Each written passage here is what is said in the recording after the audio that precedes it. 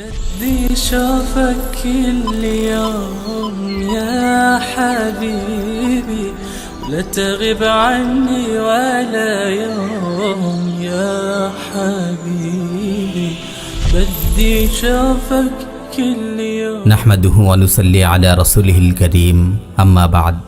প্রিয় বোন, আপনার স্বামী, আপনার প্রিয়তম জীবন সাথী, তার হাতে হাত রেখে পাড়ি দিতে হবে জীবনের যত সুখ যত দুঃখ।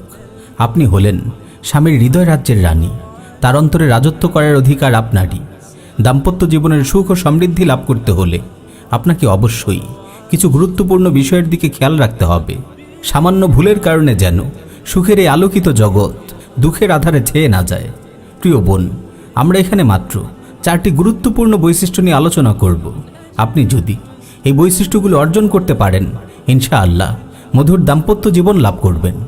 প্রথম বৈশিষ্ট্য হলো সুমিষ্ট ভাষার অধিকারী হওয়া। সর্বদা মুচকি হেসে তাকে আপনার ভুবনে স্বাগত জানান আর প্রাণখোলা হাসির মাঝেই তাকে বিদায় দিন।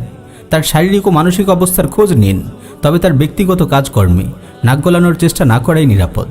সুমিষ্ট ভাষায় তার সঙ্গে কথা বলুন, কথায় কথায় তার প্রতি আপনার দুর্বলতার দিকটি ফুটিয়ে তুলুন। তার প্রতি আপনার হৃদয়ে লালিত শ্রদ্ধা ও ভালোবাসার কথা তাকে বুঝতে দিন। ঝগড়া হলে একটু সবর করুন, কয়েক ঘন্টা কিংবা কয়েকদিন, তারপর মতবিরোধ এমনিতেই মিটে যাবে। শরিয়ার সীমানার ভেতরে থেকে তার আদেশ নিষেধ মেনে চলুন।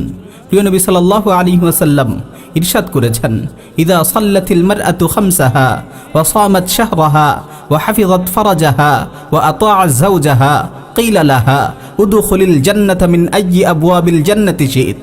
নারীরা যখন 5 ওয়াক্ত সালাত আদায় করে, রমজানের সাওম পালন করে, নিজের লজ্জাস্থানের হেফাজত করে এবং স্বামীর আনুগত্য করে, কিয়ামতের দিন তাকে বলা হবে, জান্নাতের যেই দরজা দিয়ে তোমার ইচ্ছা প্রবেশ করো। দ্বিতীয় বৈশিষ্ট্য হলো প্রিয়তমের সুরক্ষা। প্রিয় বোন, আপনি স্বামীর গোপন বিষয়গুলোর সংরক্ষণকারী হন। ভেতরের কোনো কথা যেন ঘরের বাইরে না যায়। একবার যদি অবিশ্বাসের বীজ বপন করে ফেলেন, তবে মনে রাখবেন এটি সংশোধন করার শক্তি আপনার নেই। বোন আমার, খুব সতর্ক থাকুন, খুব সতর্ক থাকুন।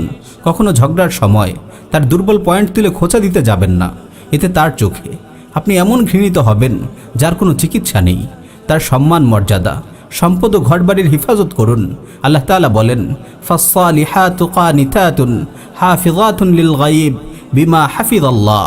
নেককার নারীরা স্বামীদের অনুগত হয় এবং তাদের অনুপস্থিতিতেও আল্লাহ যা রক্ষা করতে বলেছেন তা রক্ষা করে। তৃতীয় বৈশিষ্ট্য হলো ইবাদত ও জিকির। আল্লাহর জিকিরের কথা কখনো বিস্তৃত হবেন না। টেলিভিশন, মোবাইল, ল্যাপটপ ইত্যাদির অপব্যবহার আপনার হৃদয়কে মেরে ফেলবে। ফরজ ইবাদতগুলোতে কখনো অবহেলা যেন না হয়। প্রিয়তমকে সালাতের কথা স্মরণ করিয়ে দিন, তার সামনেই সালাত আদায় করুন যাতে সেও উদ্বুদ্ধ হয়। আল্লাহর ইবাদত ও স্বামীর আনুগত্যে কোনো ত্রুটি যেন না হয়। চতুর্থ বৈশিষ্ট্য হলো সুগন্ধি ও পোশাক। সুন্দর মন কাড়া পোশাক পরে স্বামীর সামনে আবির্ভূত হন। মিষ্টি কোনো সুগন্ধি ব্যবহার করুন। পুরুষরা তাদের স্ত্রীদের সুন্দর অবয়ব দেখতে ভালোবাসে। তার প্রিয় রঙের পোশাকে নিজেকে মোহনীয় করে তুলুন। নিজেকে সব সময় পরিষ্কার পরিচ্ছন্ন ও আকর্ষণীয় করে রাখুন, যাতে আপনার প্রিয়তম সব সময় আপনার সান্নিধ্য পাওয়ার প্রত্যাশায় থাকে। পঞ্চম বৈশিষ্ট্য হলো স্বামীর পরিচর্যা। স্বামীর প্রয়োজনগুলোর কথা মনে রাখুন। যথাসময়ে চাওয়ার আগেই হাজির করুন।